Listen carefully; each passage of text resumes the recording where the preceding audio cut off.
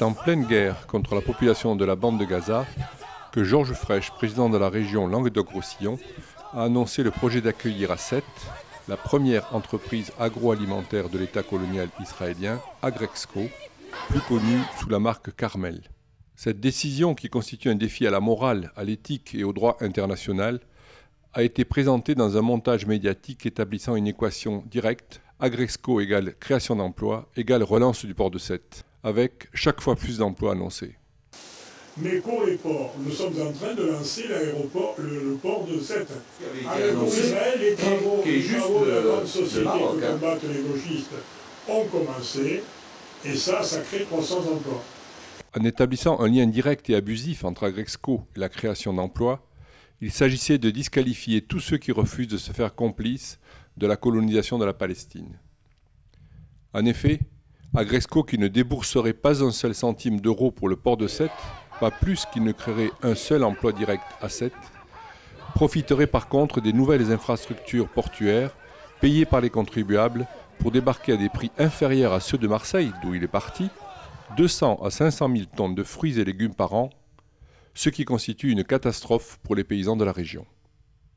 Et le comble serait que dans le cadre de la réforme des ports, les marins des bateaux Agrexco pourraient bien prendre une partie du travail des dockers de Sète.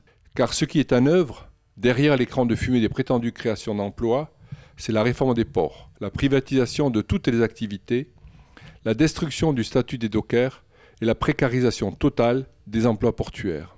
Bras de fer sur le port de Marseille pour un statut social vieux de 44 ans, celui des dockers.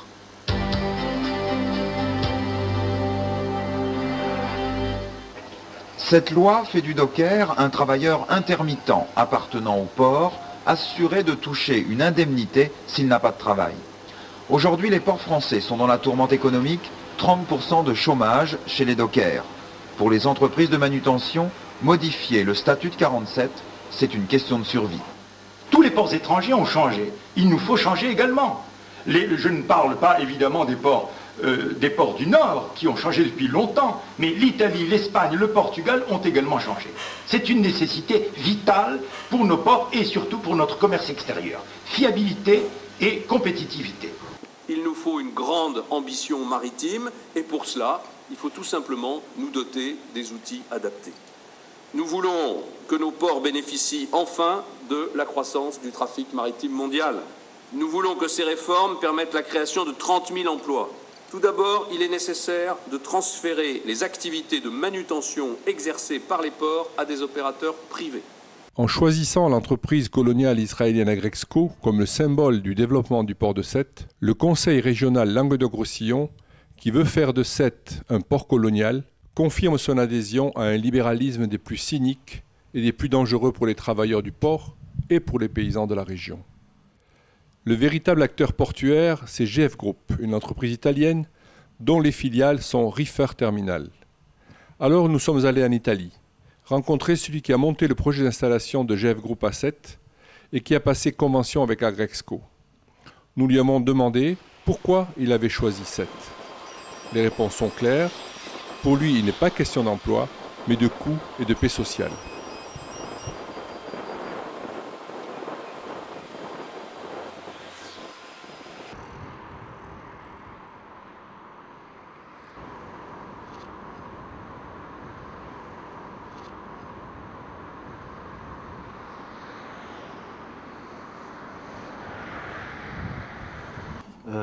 Nous sommes de Montpellier, donc Languedoc-Roussillon. Le GF Group veut s'implanter dans le port de Sète. Oui. Ça crée des réactions depuis 2 ou 3 mois, alors que le projet date depuis le mois de février. On aimerait vous poser des questions. D'une part, pourquoi Sète? Parce que c'est un port très sinistré, très mal en point. Et ça, c'est la première question, donc c'est de savoir pourquoi ce choix. J'ai commencé ce travail, je pense, 2 ans avant. Oui, le président de la Reefer Terminal 7, qui est une société qui est déjà constituée, s'appelle Bernard Doulier. Et c'est une personne qui travaille dans notre groupe en France, je pense, c'est 20 ans qu'il travaille avec nous. Et aujourd'hui, c'est la personne qui s'occupe de la terminal de Sète. la société s'appelle RTS, Refer Terminal 7. Je peux expliquer la question parce que je suis la personne qui a cominciato. Qui a commencé tous ces travaux. Alors, pourquoi 7? 7, quand la région a pris la gestion de l'aéroport de 7, nous avons reçu une proposition de la région. Georges Frêche a dit, nous savons que vous avez eu un projet sur 7 et la région a l'intention de développer les ports. Nous avons 200 millions d'euros pour les ports et tout ça. Je pense que le port de 7 c'est bon pour notre projet. La surface c'est ok. La région il a déjà firmé un accord avec nous pour acheter une nouveau portique. La vieux portique il va faire revamping, revamping rifanno l'elettronica, la rimettono nuovo. Nous avons une obligation sur les quais nouveaux que la région va faire d'acheter 2-3 portiques nouveaux. Si, au final, les terminaux aura 4-5 portiques. Alors, le problème de Marseille, c'est que Marseille, c'est très difficile de travailler à Marseille. Travailler à Marseille. Très difficile de travailler. Et toutes les lignes de navigation à Gresco pour la fruit, les bateaux de litchi de Madagascar, les bananes du Cameroun, les ananas. Les bananes, aujourd'hui, travaillent pour vendre. Pourquoi? Parce que Marseille, c'est très cher, il y a beaucoup de grèves, les dockers, ce n'est pas professionnel, Aujourd'hui, nous faisons tous les années 2-3 bateaux de litchi de Madagascar, 100% pour la France, mais il va débarquer à Vado. Parce que Marseille est trop problématique. Parce que Marseille, ça cause trop de problèmes. Nous avons choisi 7. Pourquoi?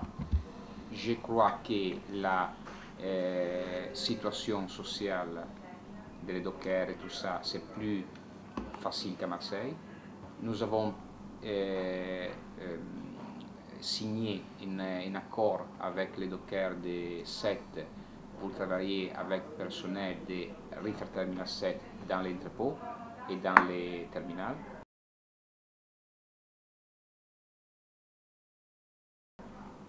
Ça, c'est une chose très importante pour la fruit, parce que c'est nécessaire d'avoir des gens que tous les fois, c'est la même gens qui travaillent avec la fruit. C'è bisogno di persone che conoscono il prodotto, invece i portuali a Marsiglia tutte le volte cambiavano, quindi c'erano problemi di qualità del lavoro proprio. Il faut travailler avec des personnes qui connaissent les fruits et à Marseille ça changeait tout le temps et donc il y avait des problèmes de qualité de travail. Perché dentro il magazzino lavoravano i portuali e quindi c'era un cambio naturale, perché un portuale oggi lavorava la frutta, domani lavorava sui contenitori e spesso e volentieri la gente cambiava, quindi c'era meno specializzazione. Le personnes qui travaillent dans les ports changent, donc il n'y avait pas de spécialisation. E questo è un lavoro che ci vuole di persone che conoscono bene quello che fanno. Il faut dans ce travail que les personnes connaissent bien. Tout ça, la région, les investissements de la région, les dockers, la situation sociale, les tirandeaux, les quais, tout ça, c'est bon pour oui. Nous avons pensé que nous pouvons faire quelque chose exactement comme ça. Nous avons à construire un entrepôt comme ça, des portiques, Je pense que pour les conteneurs, c'est une chance très très bonne. Et toutes les compagnies de navigation, ils sont sont molto interessate. Ils sont très intéressés. Parce que Marseille, c'est très problématique. C'est cher et c'est vrai. Fosse, c'est un port meraviglioso. C'est un très beau port, merveilleux. Merveilleux.